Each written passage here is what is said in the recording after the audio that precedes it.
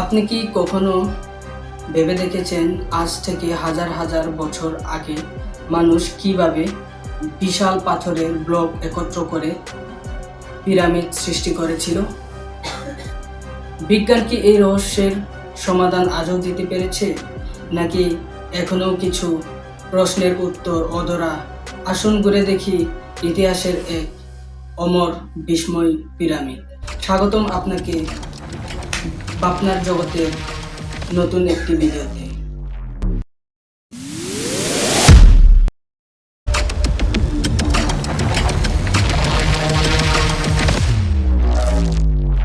প্রাচীন মিশরের গিজা মরুভূমিতে দাঁড়িয়ে আছে এক অবিশ্বাস্য সৃষ্টি, গ্রেট পিরামিড। কিন্তু এটা কি শুধুই মানুষের হাতে তৈরি, নাকি এর পেছনে কাজ করেছে এমন কোনো শক্তি যাকে আমরা এখনো পুরোপুরি বুঝতে পারিনি? এক রহস্য যা আজও বিজ্ঞানকে হতবাক করে দেয়। 2 মিলিয়নেরও বেশি পাথরের ব্লক, প্রতিটি কয়েক টন ওজনের, একটার উপর আরেকটা এমন নিখুঁতভাবে বসানো যেন কোনো আধুনিক লেজার কাটা। আজ থেকে 4500 বছর আগে না ছিল ক্রেন, না ছিল মেশিন, তাহলে কিভাবে?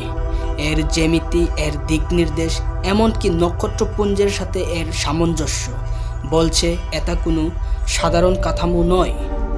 অনেকেই বিশ্বাস করেন এই প্রযুক্তি মানুষের ছিল না, এটি ছিল বহির্জাগতিকদের।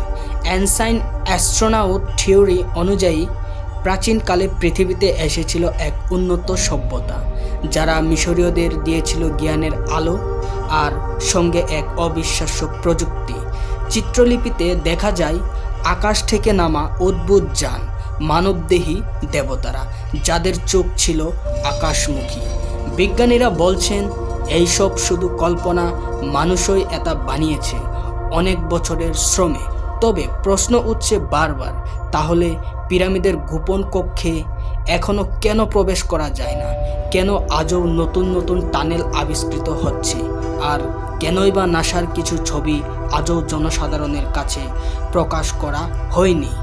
হয়তো একদিন আমরা সত্য জানব, হয়তো একদিন আমাদের চোখের সামনেই খুলে যাবে সেই রহস্যের দরজা। কিন্তু আজ পিরামিডের দাঁড়িয়ে আছে সময়কে উপহাস করে, আর তার ছায়ায় ঘুরপাক খাচ্ছে এক প্রশ্ন: আমরাই কি এই গ্রহের প্রথম বাসিন্দা?